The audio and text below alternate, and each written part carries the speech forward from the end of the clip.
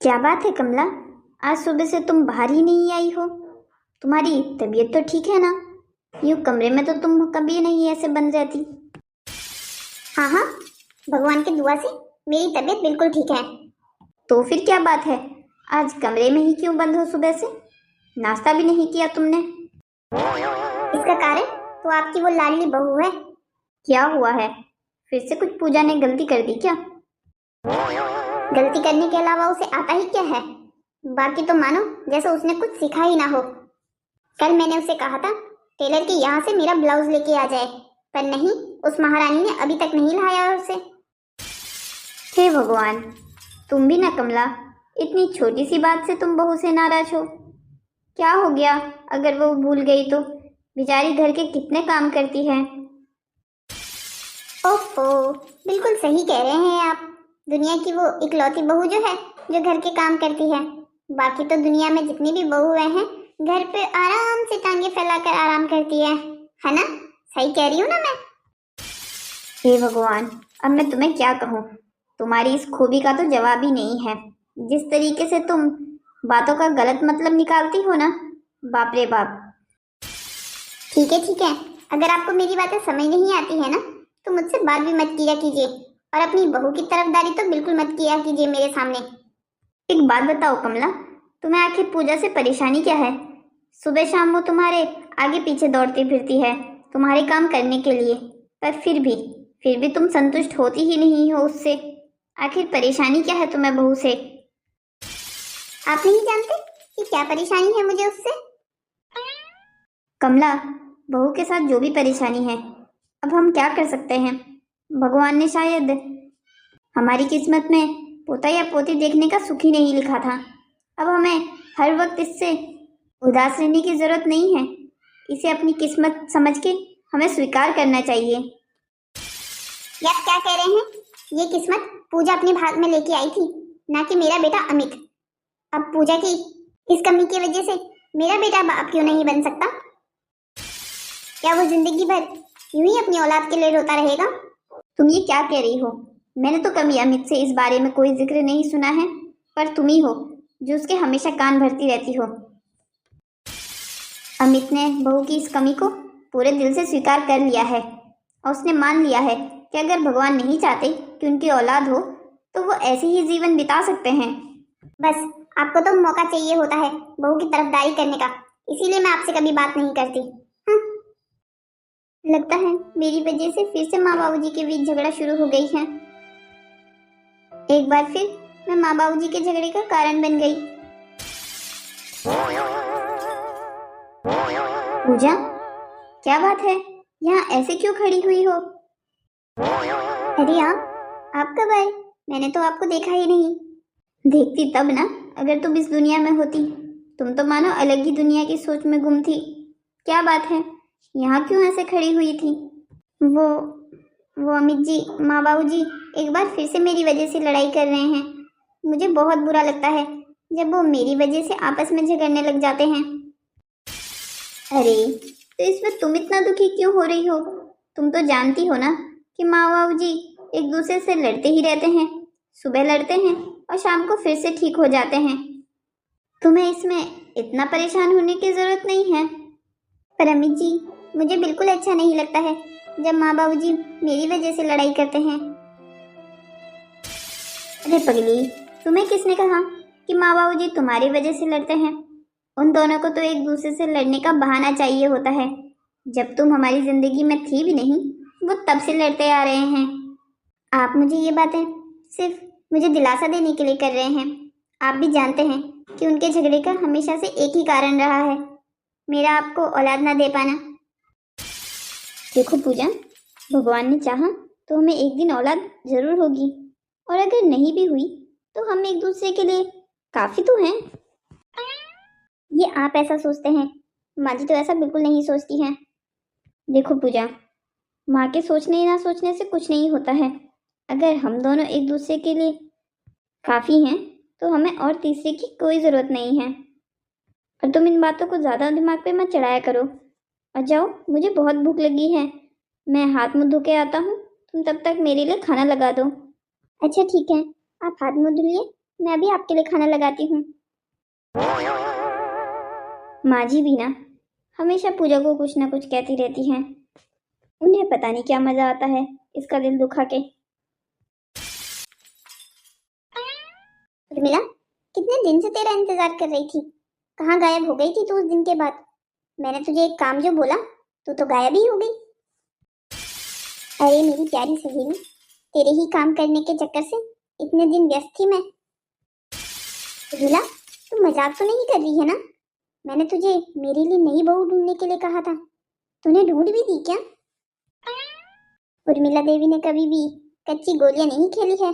तुझे क्या लगता है तू मुझे काम दे और मैं ना कर पाऊं? ऐसा हो सकता है भला? इस बार तेरे लिए इतनी अच्छी बहू ढूंढ के लाई हूं ना, जो तेरे घर में पोते पोतियों की लाइन लगा देगी। उर्मिला, तू सच कह रही है ना? अरे मैं तो सच ही कह रही हूँ, पर एक परेशानी है। परेशानी? अब कैसी परेशानी? कहीं लड़की वालों को पता तो नहीं चल गया ना कि लड़का पहले से ही शादीशुदा है? अरे मेरी पागल दोस्त, परेशानी लड़की वालों की तरफ से नहीं है, तुम्हारी तरफ से है। तूने मुझे कहा था कि जब तक मैं तेरे लिए बहू ढूंढूंगी ना, तब तक तू अपनी इस पहली बहू को घर से रवाना कर देगी। पर मुझे नहीं लगता कि तू इस काम में कामयाब हो पाई है। उर्मिला, मैं तुझे अब क्या बताऊं? ये बहू तो इतनी ढीठ है, मैं इसे इतना बुरा भला कहती हूँ, इतना काम कराती हूँ, पर यह है कि चूं से ऊ नहीं करती।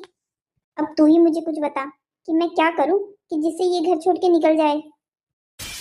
अरे कमला, ये भी भला कोई पूछने की बात है?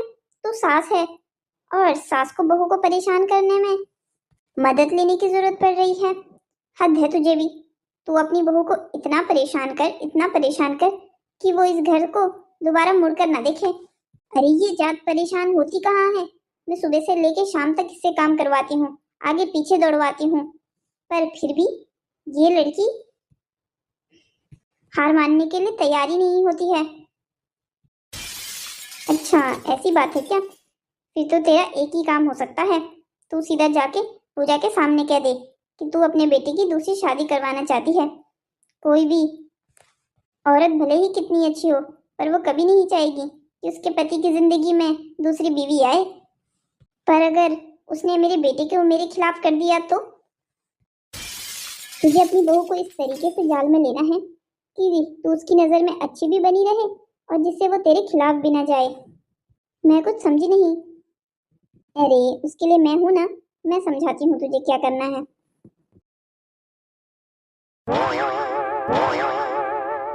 अरे बहू, तू यहाँ बैठी है? मैं तुझे पूरे घर में ढूंढ रही हूँ सुबह से। पर माँ जी, मैं तो अभी ही अपने कमरे में आई हूँ, जब आप उर्मिला काकी से बात कर रही थी। ओह अच्छा, ऐसा है क्या? वो मैंने ध्यान नहीं दिया ना, इसीलिए। अच्छा, तूने कहीं मेरी और उर्मिला की बात तो नहीं सुनी ना? नहीं नहीं माँ जी, आप बिल्कुल चिंता मत कीजिए। मैंने इस बार आपकी कोई बात नहीं सुनी। मुझे आपकी पिछली बार की मार और डांट दोनों ही अच्छे से याद है। मुझे अच्छे से याद है कि जब भी आपके कोई दोस्त घर पे आए तो मैंने अपने कमरे में बंद हो जाना है, उनको अपनी शक्लें नहीं दिखानी है। बहू देख, मैं तेरी कोई दुश्मन नहीं हूँ कि तुझे ऐसे यूँ कमरे में बंद रखना चाहती होंगी, पर मैं भी क्या करूँ? मेरी सारी सहेलियाँ चाहती ही नहीं है कि तू उनकी बहुओं से मेल जोल बढ़ाए। वो कहती हैं कि तेरी बहू बांझ है, कहीं तेरी ये कमी उनकी बहुओं पर ना आ जाए। पर माँ जी, आप भी अच्छे से जानती हैं, भला ऐसा भी कभी हो सकता है क्या? ये कोई छुआछूत की बीमारी तो है नहीं जो एक दूसरे को छूने या देखने से हो जाएगी। बहू, अब मैं क्या कहूँ, ये दुनिया ऐसी ही है। देख बेटा, आज मैं तुझसे बिल्कुल एक माँ की तरह बात करने आई हूँ, पर उससे पहले तू मुझे ये बता, अमित कमरे में तो नहीं है ना? नहीं नहीं माँ जी, वो कमरे में नहीं है। पर क्या बात है माँ जी, आपको अमित से कुछ काम था क्या? अरे नहीं नहीं बहू, मुझे तो तुझसे बात करनी है, इसीलिए पूछ रही थी कि कहीं अमित तो कमरे में नहीं है। अगर वो सामने होता तो मैं उसके सामने तुझसे ये बात कर ही नहीं पाती। देख बेटा, मैं जानती हूँ कि अमित तेरे सामने कभी अपना दुख जाहिर नहीं होने देता, पर मैं तो माँ हूँ ना, मुझे उसके दिल का अच्छे से पता है। वो औलाद के लिए बहुत तरसता है, पर तू भी जानती है कि तू उसे औलाद कभी नहीं दे पाएगी। इसलिए मैं साफ साफ कहना चाहूँगी, मैं उसकी दूसरी शादी कराना चाहती हूँ, और इसके लिए तुझे उसे छोड़ना होगा। अरे ये तो मेरी बात का कोई जवाब ही नहीं दे रही है। लगता है उर्मिला का आइडिया काम कर गया है। बहू के दिल में लग गई है ये बात। अब शायद ये इस घर को छोड़ने के लिए तैयार हो जाए। भगवान बस तू आज मेरा साथ दे दे, 101 रुपए चढ़ाऊंगी तुझे। क्या हुआ बहू, क्या सोच रही है बेटा तू? माँ जी, मुझे भी लगता है कि आप जो भी कुछ कह रही हैं बिल्कुल ठीक है। मैं और अमित जी के जीवन में उनके दुख का कारण नहीं बनना चाहती। आप चिंता मत कीजिए, मैं आज रात को ही बिना किसी को बताए ये घर छोड़ के चली जाऊंगी। हाँ तो फिर ठीक है, एक बैग मेरा भी तैयार कर लेना। अरे अमित, तू कब आया? हाँ, क्या आपको अभी भी इस बात की पड़ी हुई है कि मैं कब आया? मैं दरवाजे के पीछे ही था, पर आपने मुझे नहीं देखा, ना ही पूजा ने। आप ये क्या बातें कर रही हैं पूजा से? आप एक माँ होकर खुद ऐसी बातें कैसे कर सकती हैं? पर अमित जी, माँ जी जो भी कह रही है सच्ची तो कह रही है। मैं आपकी जिंदगी में और दुख का कारण नहीं बनना चाहती। बिल्कुल चुप पूजा, तुम तो जुबान से एक शब्द मत निकालना अपना। मैंने तुम्हें 1000 बार समझा दिया है, पर अब मुझे नहीं लगता कि तुम्हारे समझ में मेरी बातें आती है। मैंने तुम्हें कितनी बार कहा है कि मेरे लिए मेरी जिंदगी में तुम काफी हो, मुझे और किसी की जरूरत नहीं है। पर बेटा अमित, बस माँ, अब बहुत हो गया आपका भी। अब थक नहीं जाती है ये चालबाजियां करके? क्या मैं जानता नहीं हूँ कि आप जानबूझ के अकेले में पूजा से ऐसी बातें क्यों करती हैं? आप मेरी माँ हैं, इसीलिए मैं आपको कुछ नहीं कहना चाहता ताकि आपका दिल न दुख जाए, पर आप अपनी आदतों से बाज नहीं आ रही हैं। प्लीज आप सुधर जाइए, वरना कभी ऐसा होगा पोता पोती पाने के चक्कर में आप अपना बेटा भी खो देंगी। हे भगवान, मेरी सारी चाल उल्टी पड़ गई है। अब क्या होगा? अब क्या मेरा बेटा कभी बाप नहीं बन पाएगा? ये भी ना अंधा हो गया है इस लड़की के प्यार में। भगवान, आपको क्या ऐसी बांझ बहू मेरे ही पल्ले बांधनी थी क्या? अब उर्मिला के पास जाना होगा मुझे, वही बता सकती है कि आगे क्या करना है। इतनी आसानी से तो हार मानने से रही मैं। क्या मैं कभी दादी नहीं बनूंगी क्या? जब तक ये बहू मेरे घर से निकल नहीं जाती ना, तब तक आसानी से सांस नहीं लेने वाली मैं।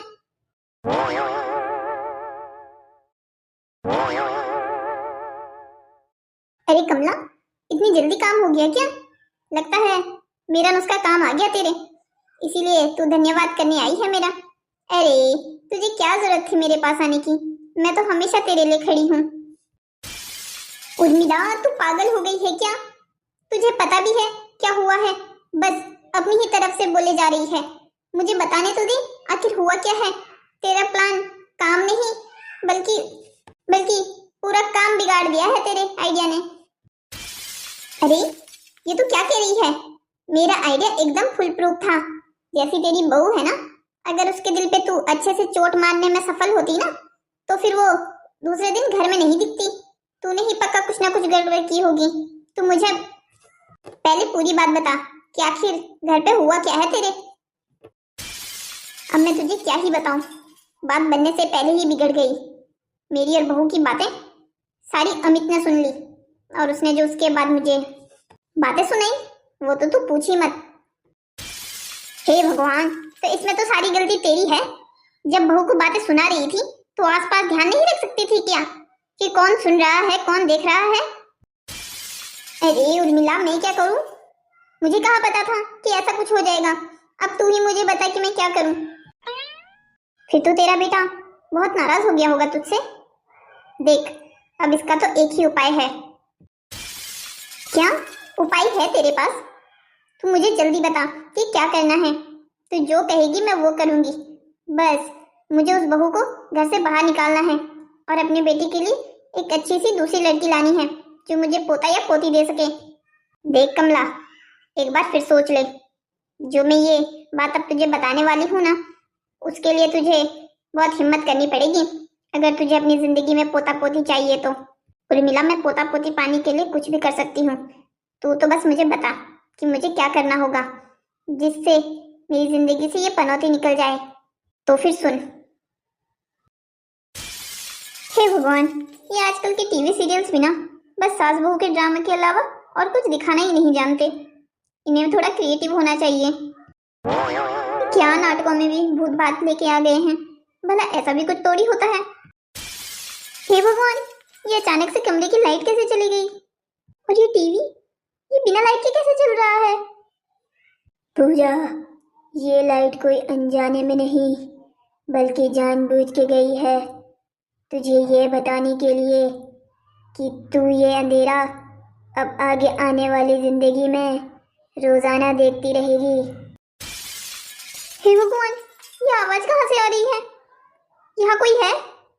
अमित, देखिए अगर आप मेरे साथ मजाक कर रहे हैं तो प्लीज मत कीजिए, मुझे डर लग रहा है। अमित नहीं, मैं एक आत्मा हूँ। अगर तू अपना अच्छा चाहती है तो जल्द से जल्द इस घर को छोड़ के चली जा, वरना मौत तेरे बहुत नजदीक है।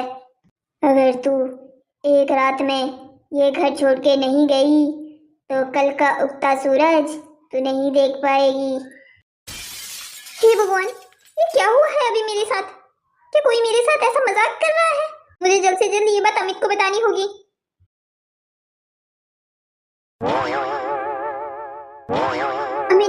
अमित कुछ बहुत बुरा हुआ है। क्या बात है पूजा, इतनी घबराई हुई क्यों लग रही हो? और ये होश क्यों उड़े हुए हैं तुम्हारे चेहरे के? अमित, वो अभी टीवी वाले कमरे में। क्या हुआ टीवी वाले कमरे में?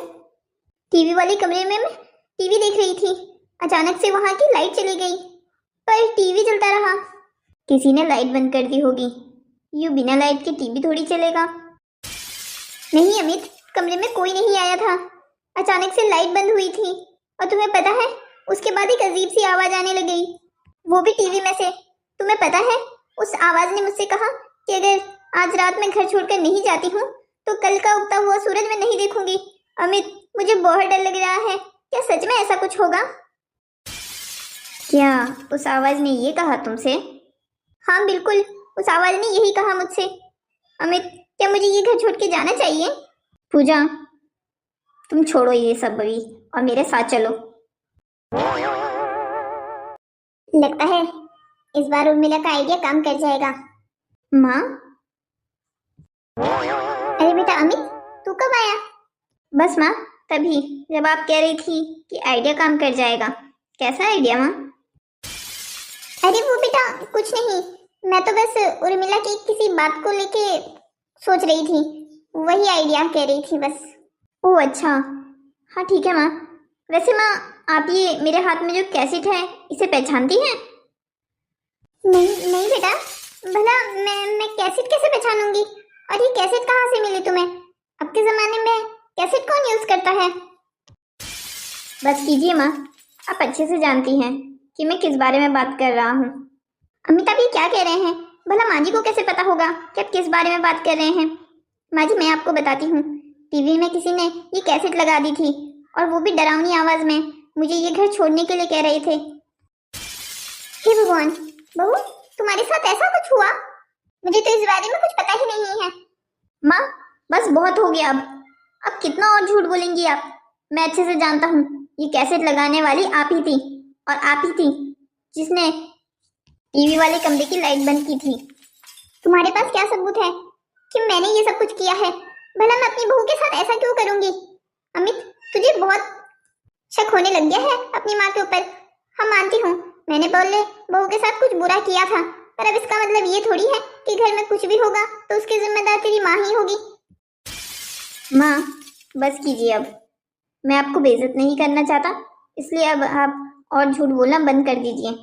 मुझे आते वक्त राजीव मिल गया था, जिसके यहाँ से आपने ये डरावनी आवाज में रिकॉर्ड करवाई है ना, उसने मुझे सब कुछ बता दिया है। माँ, आपको नहीं लगता कि आपको ये सब कुछ अब बंद कर देना चाहिए? आप तो बिल्कुल टीवी सीरियल की सास जैसी होती जा रही हैं। माँ ही असल जिंदगी है, यहाँ रिश्ते ऐसे नहीं चलते। मैंने आपको कहा भी था कि मुझे कोई फर्क नहीं पड़ता अगर मुझे पूजा बच्चा नहीं दे पाती है, मैं और वो खुश हैं अपनी जिंदगी में। बेटा अमित, अभी तुम दोनों जवान हो, इसलिए तुम्हें अभी इस बात का एहसास नहीं हो रहा है कि बच्चे होना कितना जरूरी है। जब कल के दिन तुम बूढ़े हो जाओगे ना, और तुम्हें पानी का गिलास भी कोई उठाकर देने वाला नहीं होगा और तुम्हें कोई पूछने वाले नहीं होगा ना, तब तुम्हें इस बात का एहसास होगा कि माँ क्या कहती थी। माँ आप बिल्कुल ठीक कह रही हैं। हमें भी ये पता है कि बच्चे होना कितना ज़रूरी है, पर इसका मतलब ये तो नहीं है ना कि बच्चे नहीं हुए तो फिर मैं अपनी बीवी को छोड़ दूँ। माँ मैं जानता हूँ कि आपको भी दादी बनना है, इसीलिए माँ मैंने एक चीज़ डिसाइड की है कि मैं बच्चे गोद ले लूँगा, पर मैं पूजा को नहीं छोड़ूंगा। ठीक है, अगर तेरी यही मर्जी है तो इस बार मैं भी तेरा साथ दूंगी और कोशिश करूंगी कि बहू को अब अच्छे मन से अपना लूं। माँ जी देखिए, मैं जब से इस घर में आई हूँ मैंने आपको अपनी माँ के समान माना है, आपसे प्यार भी उतना ही किया है, इसलिए मैं आपकी भावनाओं की कदर करती हूँ। बहू तू मुझे माफ कर दे, मैंने तेरे साथ बहुत कुछ बुरा किया है। माँ जी आपको माफी मांगने की बिल्कुल कोई जरूरत नहीं है। मैं जानती हूँ आप जो भी सोच रही थी अपने बेटे और अपने परिवार की भलाई के लिए सोच रही थी, इसलिए मैं आपसे कभी भी नाराज नहीं हूँ। अरे वाह, ये तो अच्छा हो गया।